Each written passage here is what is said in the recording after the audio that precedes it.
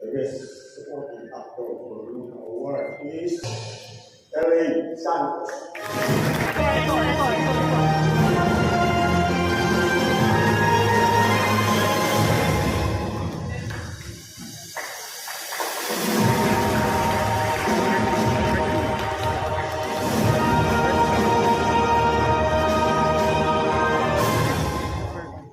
Hello po and wonderful evening all of us po. I just want to say thank you po for this prestigious award po.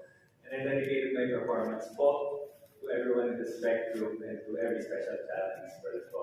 And of course, sa lahat ng audience na fan akong special. Kaya I want to thank my Star Magic family po, tsaka my directors, FMS po, and that's all I'm about.